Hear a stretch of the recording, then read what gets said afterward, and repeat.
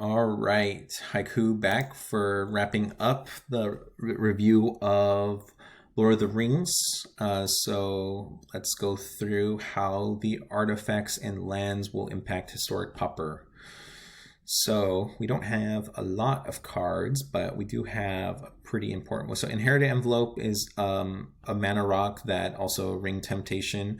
Again, I thought Ring Temptation fit best in ninja decks and other kind of low to the ground aggro decks, which again, the only one I can think of is like ninjas, where getting in with that one key creature is really important, and so making that your ring bearer is also really important. But they're not going to want to play a 3 mana rock, so not playable.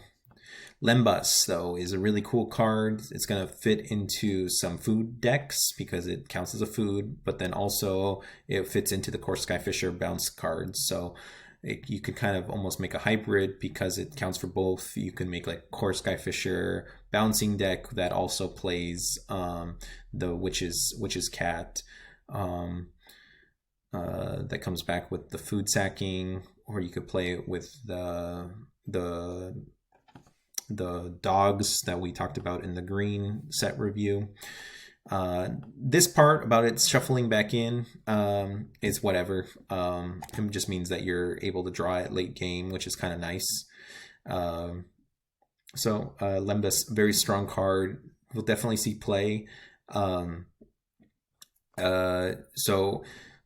the decks that sacrifice their artifacts are going to definitely want to use Icarwell Spring over Lembas.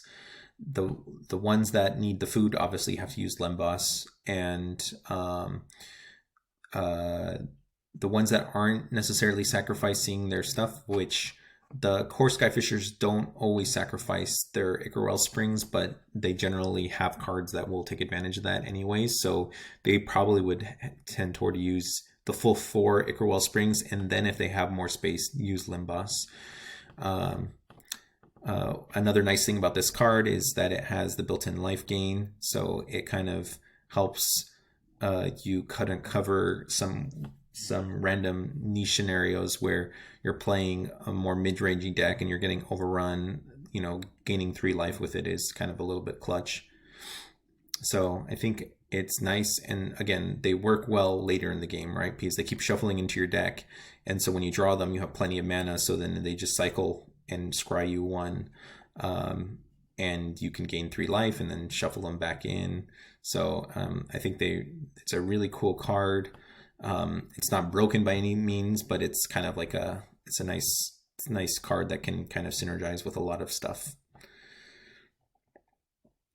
Shire Scarecrow, this whole thing where activate only once each turn means that it doesn't allow you to do combos with it, which is really unfortunate. Wizard Rockets, this was one of the first spoiled cards. It's enters the battlefield tapped is a big downside.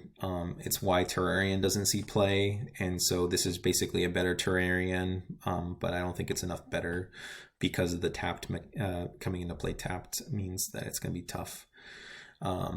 So I don't think Wizard Rockets is quite there.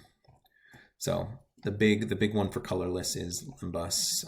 So I could see it going into a lot of decks and being pretty interesting. The lands, unfortunately, they're not that good.